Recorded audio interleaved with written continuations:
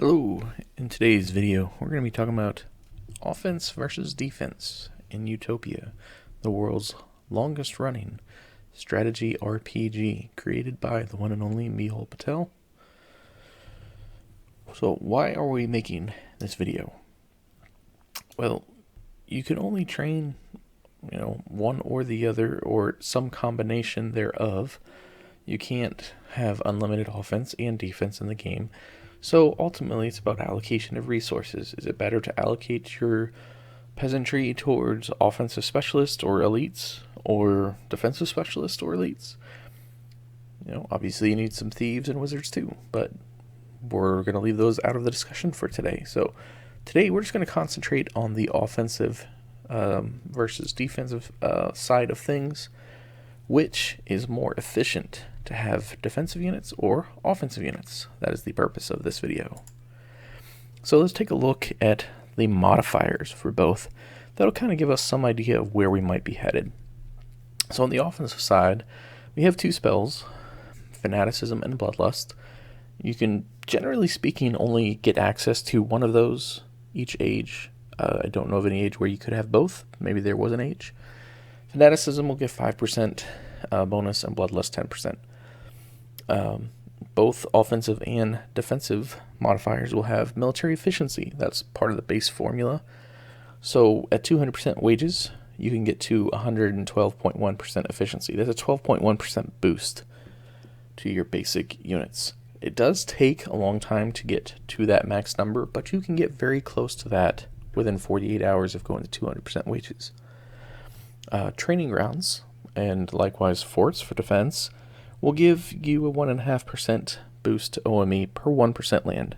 Now, of course, that's not including diminishing returns, but we're just going to roll with the average of 1.5% for the purposes of this video. Diminishing returns will affect both in the same way. Both also have rituals. Offensive will have onslaught, defense will have stalwart. Both will give 10% to either OME or DME. Offense, however, will have honor. Defense will not. So that's one extra bonus that offense can get that defense won't. Now, it is a fairly small bonus. I think it's 2% per level.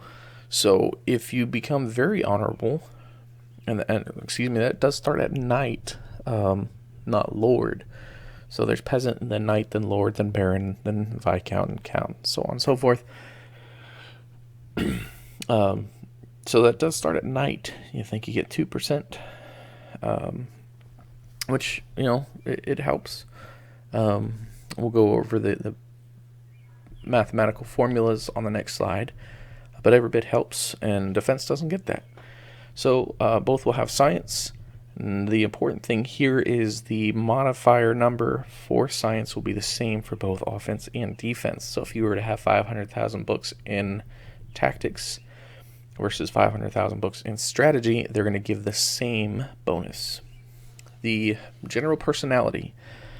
Now, don't get confused with adding generals to the attack. This is the actual personality, like tactician or paladin. The general personality will give 15% this round. Of course, that's not going to stay the same for every round, but that's a big bonus. There are no special defensive modifiers for personalities. Stables. Well, that's not a percentage bonus, but it's +2 strength per unit. That is a really big bonus if you actually take a look at it, especially the way it's applied. Generals. If you send extra generals, you can send up to 4 extra generals. They'll give you 5% per. Now, that's a little bit tricky because of the way the formula breaks down. If you were to send all 4 extra generals, you're actually getting about 15% extra offense, not 20. And we'll look at that on the next slide. Now, for defensive modifiers, we've talked about most of those. Minor protection and greater protection are not additive, so it's not a 110% boost if you get both. It is multiplicative, though, and they both can apply.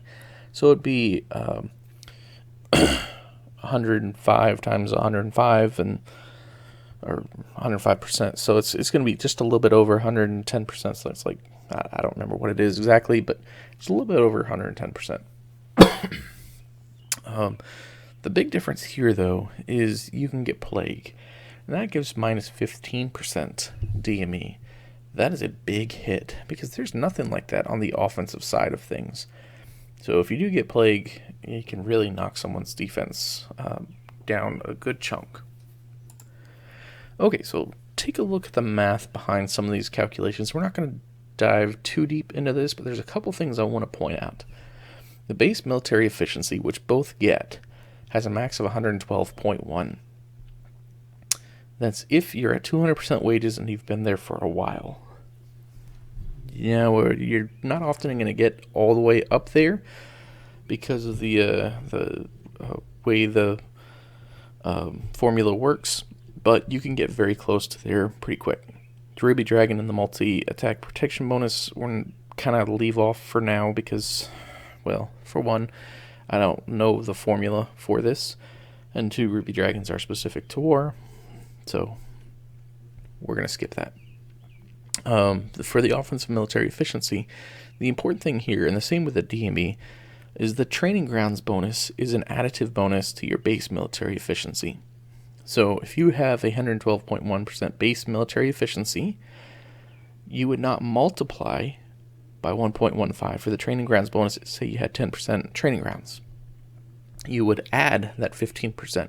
So you'd be at 127.1 instead of what you would, instead of multiplying. So let me pull up a calculator here and let me just show you real quick the difference. So 112.1 times 1.15, that'd give you 128.9 versus 127.1 if you add. That's the difference there. It's going to work the same with the honor bonus. That's additive, not multiplicative. Everything else, though, is multiplicative. So it's the same thing with the defense, except you don't get honor bonuses, and you can get plague. The raw offense is pretty simple. It's exactly what you would expect. The thing here is horses, are part of this formula instead of something up here. So they're going to get multiplied by all these extra things. So to get your modified offense, you're going to have your raw offense times your OME, and then this is where the general's bonus comes in. You'll see the general's bonus is additive, not multiplicative, to your OME. So that's why it's going to be at about 15% bonus instead of the 20% that you would normally think of. Okay, so I did a comparison just to kind of show the relative strengths of each. Now, some things that we need to talk about before we can actually understand what these numbers mean. The average offensive elite, I listed it here as 13.75. Of course, that's variable by race. Orcs are going to have a 15 strength elite. Undead's got a 15 strength, whereas Elf has 12. Fairy has, 5? Something terrible they're never going to use, so I didn't include it in here. I only included races with offensive-based elites. So Elves is kind of the lowest there at 12. Some others have 13, some have 15. So I just kind of rounded it just so we could get an idea of relative strengths, offense versus defense. Of course, this is also assuming that you're able to go 100% elites. Obviously, you can't do that at the start of the round, and for most of the round, you probably won't be 100% elites. But bear with us here. These are just kind of average numbers here. Same with the defensive unit. You'll see I've got 11 listed. That's a rounding of fairies, which are 13, elves, which are 11, gnomes, which are 10, and dark elves, which are 10. That's why I'm using 11. So, of course, that will again be variable by race. So, we're just comparing those two numbers. That's how we got them. You'll see the difference between them is 2.75. 13.75 minus 11, 2.75. So, you'll see the defensive strength is 80% of what the offense is. Now, when we add horses, assuming you can have horses and you're not avian, Now the difference is 4.75, and now the defense is 70% as efficient. Now when you add the military efficiency, and say you had 10% forts and training grounds for a 15% bonus, now you'll see the gap is getting even wider. It's now 6, although the percentage will stay the same. Now if you add the spells, I used fanaticism here instead of bloodlust, because bloodlust comes with some more downsides than fanaticism does, in my opinion. You'll see the gap actually shrinks because I counted 10% for defense, whereas only 5% for offense. Minor and greater prediction are very easy to both get. They're cheap, they're easy to cast, good success rate. Now if you add the ritual, again the percentage will stay the same, but you'll see the difference in strength, the gap there keeps growing. If you add science, 10% for each, again the gap keeps growing, although the percentage stays the same. Now we add generals, and I used 15% here. It's actually going to be more like 14.75%, something like that. You'll see the gap is really starting to increase now, and the percentage is increasing. Now, a defending unit is only 64% as efficient as an offensive one. Now, say the defender got plagued. Poor thief mage got plagued. Now their units are only 54% as efficient as an offensive unit. So it's entirely possible for an orc who has a 15 strength elite to be able to send half of the units that a defender will have and still be able to break them.